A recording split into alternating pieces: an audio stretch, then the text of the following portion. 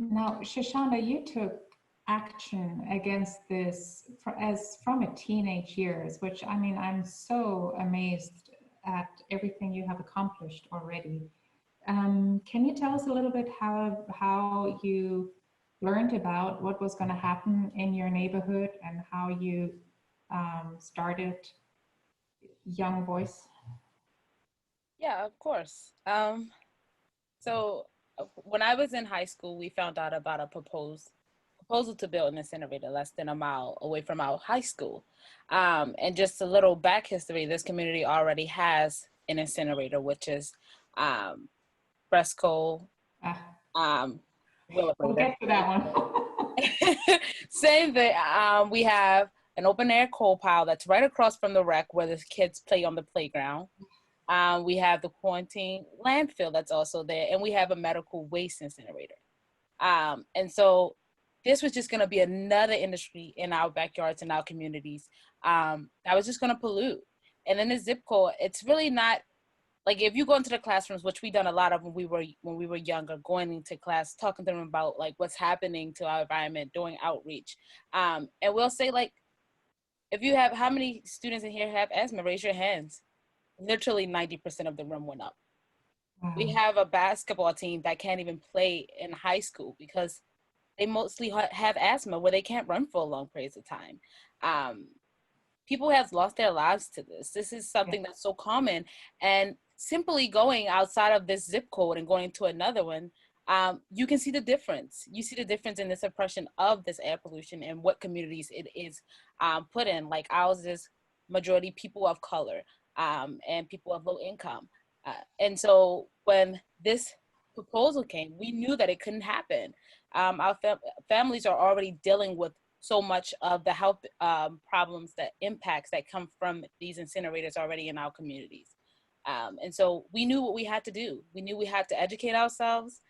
We were young, so we did a lot of research before we went door knocking, you know, because adults sometimes when you see kids, it's like, oh, you're just kids. So we had to know who we were talking to, be aware of what we were talking about.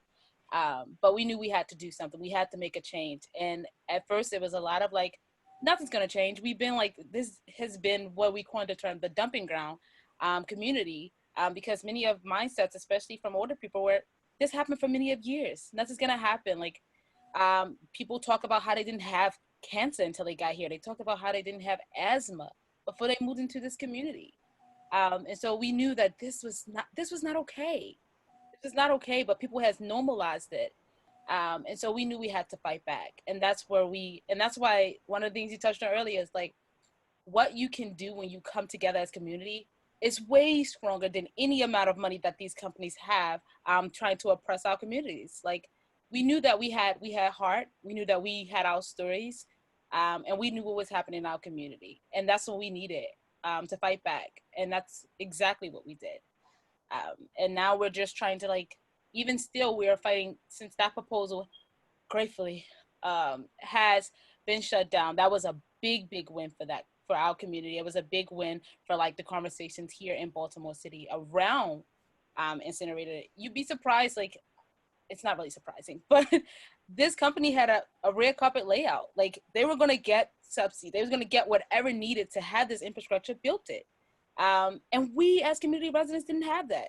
We had to fight for it. We had to tell them this was important, that our lives matter, that we were no longer going to allow them to play, just have a game of Jeopardy or rather we live or die anymore.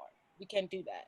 And so that's what gave us the community power to do so. You and Free Your Voice made it happen. And literally this was a leftover, to a degree, it's a remnant from the redlining from the 30s. Exactly. The fact that you have your zip codes and, you know, we're going to put all the big money companies come in and roll out their dirty polluters in the neighborhoods where people cannot fight back.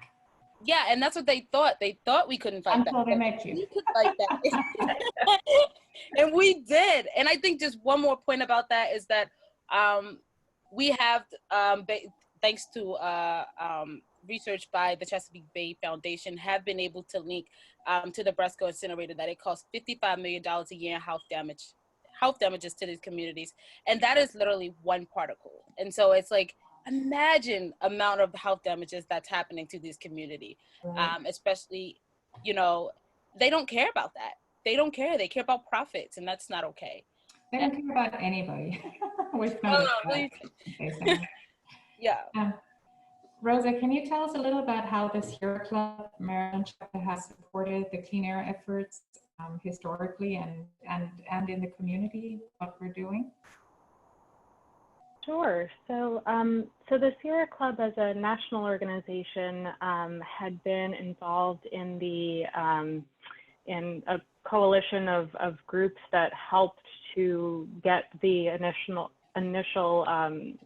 Clean Air Act and get those improvements to it when it happened.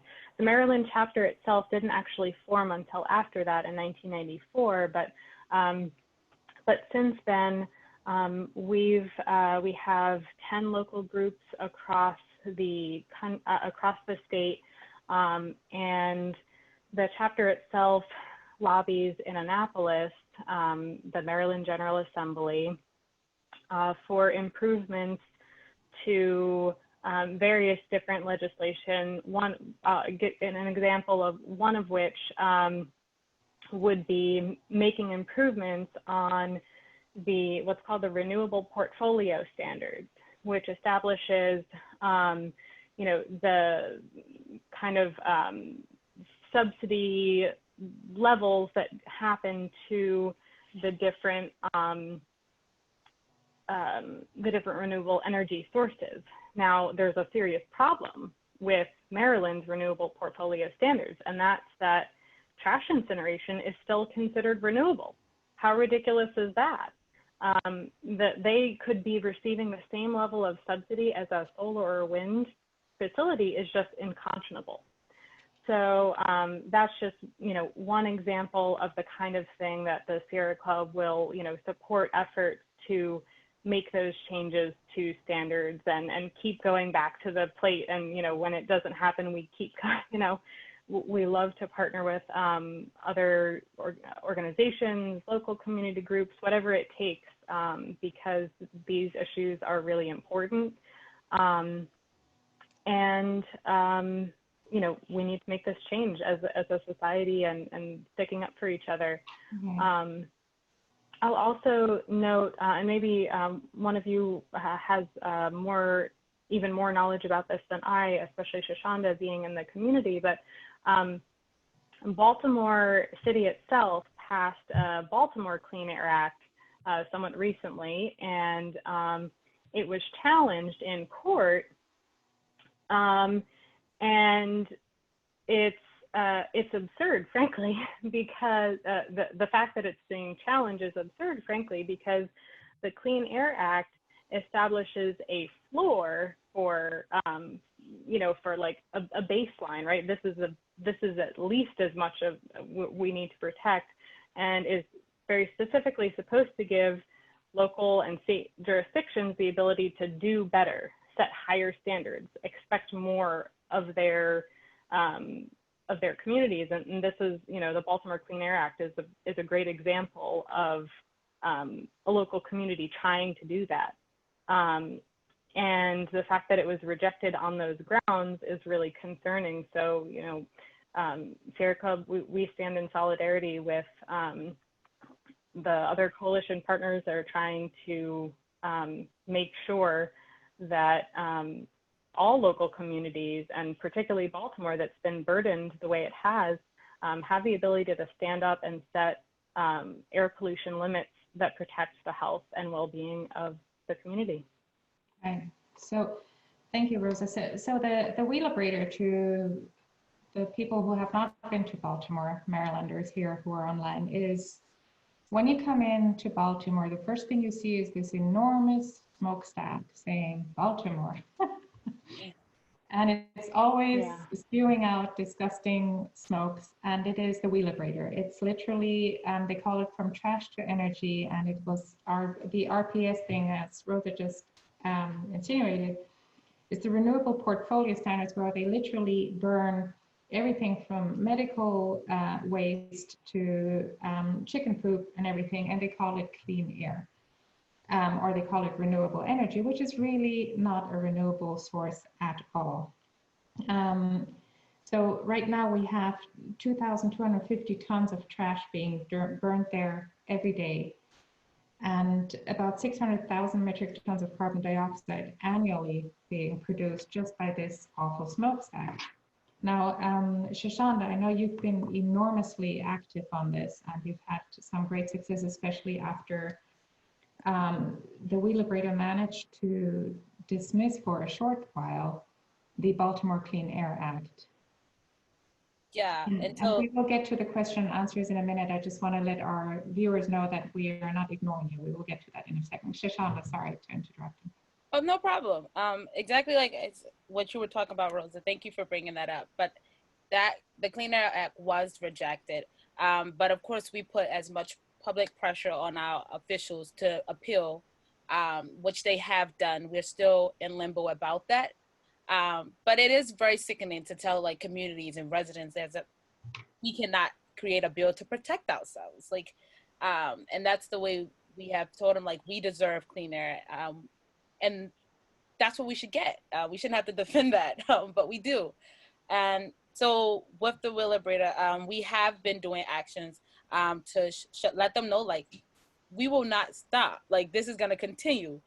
So we just did a die-in. So the die-in was to represent that a community that's about 30-40 minutes from us. It's the Roland Park community, which is wealthy and not people of color. I'll just say it in that way. And we have 15 years shaved off our lives in relation to that community.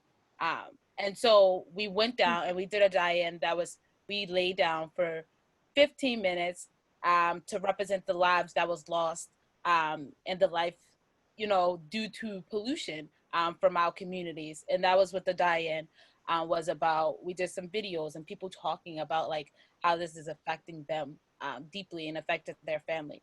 And we also did, just recently we found out that our current mayor was trying to do some backdoor deal settlement with this incinerator. And so what we did was we stopped the trucks. We went down to Bresco, we stood in front, we wouldn't let any trucks go in or out of the facility. And we had some signs that said like, this is closed by the public for zero waste infrastructure.